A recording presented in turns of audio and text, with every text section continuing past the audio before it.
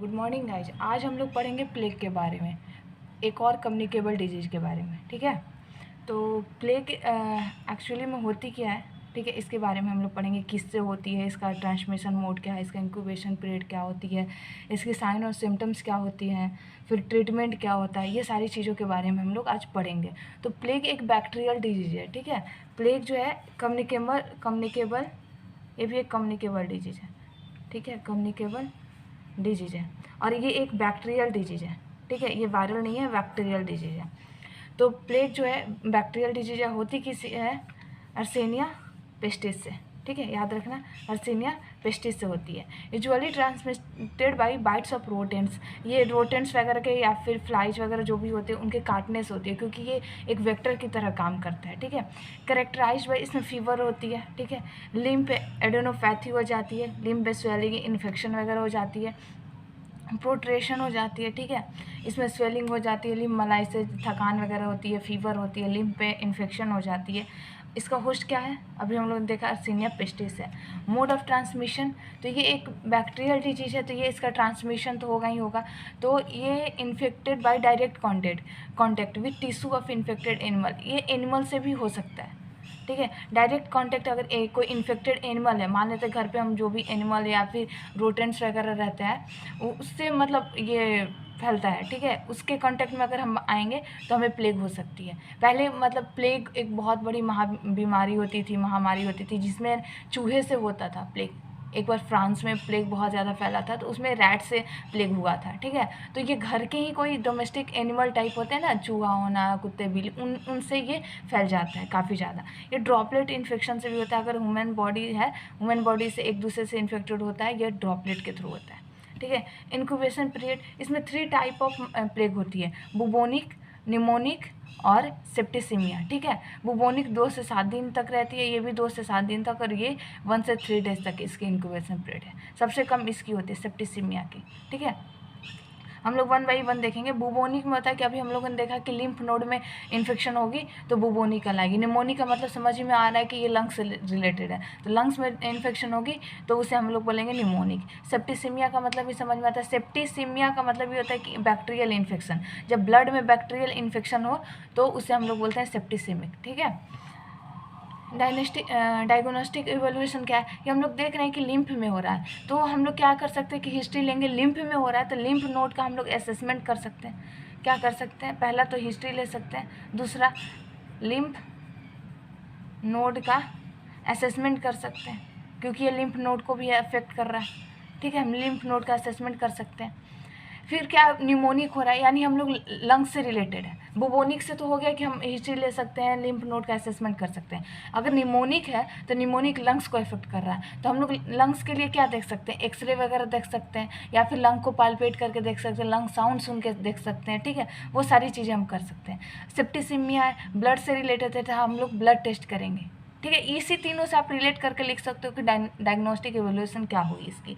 तो ब्लड से रिलेटेड है तो ब्लड टेस्ट करेंगे, WBC काउंट वगैरह देखें। और इन्फेक्शन जब भी होती है ब्लड में तो WBC इंक्रीज कर जाता है। ये बहुत ही आइडेंटिकल साइन है कि अगर इन्फेक्शन ब्लड में हुआ तो WBC इंक्रीज कर जाता है। सीरोलॉजिकल में ब्लड सीरम को लेकर हम लोग टेस्ट कर सकते हैं, उसकी स्पेसिमेन कलेक्शन कर सकते हैं। ECG लंग से रिलेटेड है तो हम लोग ECG, लंग्स हार्ट को अफेक्ट कर रही है तो हम लोग ECG कर सकते हैं। ST जो ग्राफ है PQRST, ठीक है, ये PQRST जो होती है PQRST, तो ST सेगमेंट में यहाँ पे जो S है और यहाँ पे T है, यानी इस सेगमेंट में कोई ना कोई चेंजेस तुमको नज़र आएगा अगर प्लेग है तो। ठीक है, तो हम लोग ये कर सकते हैं, ECG कर सकते हैं। कल्चर ऑफ लिम्फ नोड कर सकते हैं, लिम्फ नोड का हम लोग कल्चरिंग कर सकते हैं। लिम्फ नोड से हम लोग वहाँ पे बैक्टीरिया को लेके वहाँ से फिर हम लोग उसका कल्चर कर सकते हैं। आप ये जो तीनों टाइप है ना, इसी से आप रिलेट करके डायग्नोस्टिक इवोल्यूशन को याद कीजिए। फिर लीवर फंक्शन टेस्ट कर सकते हैं, ये कहीं ना कहीं हमारे लीवर को भी अफेक्ट करता है, तो हम लोग लीवर फंक्शन टेस्ट भी कर सकते हैं इससे। पहला बुबोनिक था, तो बुबोनिक था लिम्फ नोड का, तो लिम्फ नोड का कल्चर कर सकते हैं, लिम्फ नोड का असेसमेंट कर सकते हैं। निमोनिक था तो चेस्ट एक्सरे कर सकते हैं, ECG कर सकते हैं, ठीक है। सेप्टिसिमिया था तो ब्लड टेस्ट कर सकते हैं, सीरम टेस्ट कर सकते हैं, ठीक है। स्पूटम कल्चर, क्योंकि ये ड्रॉपलेट के थ्रू इन्फेक्शन फैल रहा है तो स्पूटम कल्चर भी कर सकते हैं, ठीक है। एक दूसरे से रिलेट करके याद करना होगा। अब ये 3 टाइप जो हमने बताया था कि बुबोनिक, निमोनिक और सेप्टिसेमिक। बुबोनिक में लिम्फ नोड में इन्फेक्शन होती है, लंग्स में इन्फेक्शन निमोनिक में होती है, और सेप्टिसेमिक में ब्लड में इन्फेक्शन होती है, ठीक है। अब इसका रिस्क फैक्टर देखते हैं। तो रिस्क फैक्टर इसका ये क्या क्या हो गया कि रोडेंट्स होती है घर में, जो रैबिट्स, स्क्वायरल या फिर रैट वगैरह जो रहती है, रैट्स वगैरह, उससे ये फैलता है, ठीक है। घर के डोमेस्टिक, मतलब हम लोग जो डोमेस्टिक एनिमल को रखते हैं उसी से। फ्लाइज बाइट, ये फ्ली बाइट जो हम लोग को फ्ली वगैरह काटती है घर में, जो कि कचड़े वगैरह पे रहती है, किचन गार्बेज वगैरह पे, तो वो सारी चीज़ें से हो सकती है। बुबोनिक प्लेग का सिम्टम, साइन और सिम्टम्स देखते हैं, तो 1 बाई 1 देखेंगे। तो बुबोनिक क्या, लिम्फ नोड से रिलेटेड है। तो अगर लिम्फ नोड में इन्फेक्शन हुआ तो क्या क्या चीज़ें हो सकती है, ठीक है। तो लिम्फ नोड यहाँ इलार्जमेंट हो जाता है। तो हम इसका तो देख चुके हैं कि फिजिकल एग्जामिनेशन, पाल्पेशन वगैरह करेंगे तो हमें ये चीज़ पता चल जाएगी इन्फ्लामेशन है या नहीं। उससे क्या होगा कि इन्फेक्शन जब लिम्फ नोड में होती है तो चिल्स होगा, मतलब फीवर के दौरान क्या क्या चीज़ें होती है वो चीज़ ध्यान रखो। ठंड लग सकती है, फीवर होगा, ठीक है, हेडेक होगी, मेलाइसिस, थकान लगेगा, कफ लगेगा और मसल्स पेन करेगा। ये सारे सिम्टम्स जो है ना, आप ध्यान रखो कि कब जब भी कोई इन्फेक्शन होता है उससे अगर फीवर होगा तो क्या कर, कभी भी फीवर होता है तो उसके साथ बुखार लगेगा, बुखार लगने के बाद फिर उसके बाद चेस्ट हल्का फुल्का ठंड लगेगा, हेडेक होगा, कफ हो सकता है, और फिर उसके बाद बॉडी पेन करता है तो मसल्स पेन हो सकती है, ठीक है। अगर निमोनिक होगा तो निमोनिक में क्या क्या चीज़ें हो सकती है, निमोनिया में क्या क्या चिल्स होती है, हाई फीवर होता है, डिस्पीनिया हो जाती है, सांस लेने में प्रॉब्लम होती है, और ब्लडी स्पूटम। निमोनिया का अगर सीवियर केस चल रहा है तो ब्लडी स्पूटम भी आ सकता है, ठीक है।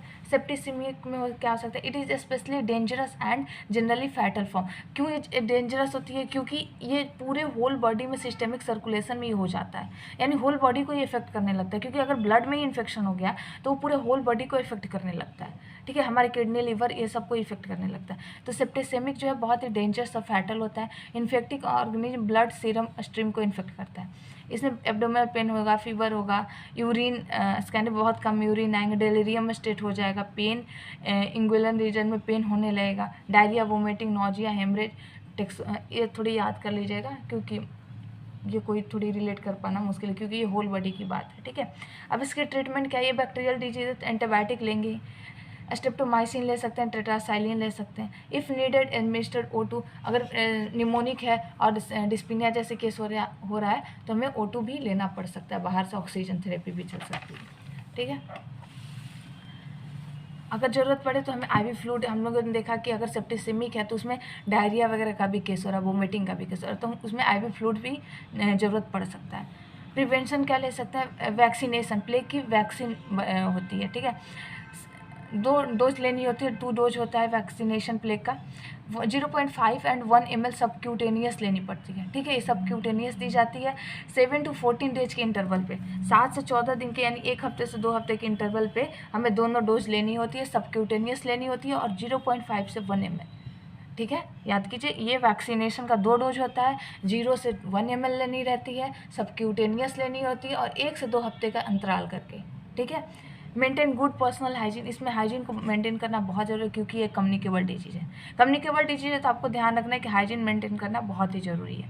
वो रोडेंट्स वगैरह की भी हाइजीन, घर में जो हम रैबिट्स वगैरह रखते हैं उसकी भी। Do not handle sick and dead animal bodies, हमें कभी भी डेड एनिमल और सिक एनिमल बॉडीज़ को हैंडल नहीं करनी चाहिए, मतलब कि हमें नंगे हाथों से उसे टच नहीं करना चाहिए, फिर अगर उसे टच कर दिया तो फिर आप खुद को टच नहीं करनी चाहिए, वो चीज़ें। इम्प्रूवमेंट ऑफ जनरल सैनिटेशन को इम्प्रूव करना है, घर की सैनिटेशन, खुद की सैनिटेशन, वो सारी चीज़ें इम्प्रूव करनी है। नर्स शुड भी यूज स्टेराइल टेक्निक, अगर नर्स वहाँ पे है और ऐसे पेशेंट को, प्लेग वाले पेशेंट को ट्रीट कर रही है तो उसे स्टेराइल टेक्निक को यूज करना होगा, यानी ग्लव्स, मास्क, हैंड वॉशिंग, ये सब का ध्यान रखें during care of such type of patient. और नर्स अगर ऐसे पेशेंट को टच करती है, उसकी केयर करती है, तो उसके बाद वो दूसरे पेशेंट को जल्दी टच ना करे without hand washing, without proper care, ठीक है। तो ये रहा प्लेग का लेक्चर। तो आपको कैसा लगा प्लीज़ चैनल में कमेंट करें और चैनल को लाइक एंड सब्सक्राइब करें। Thank you very much.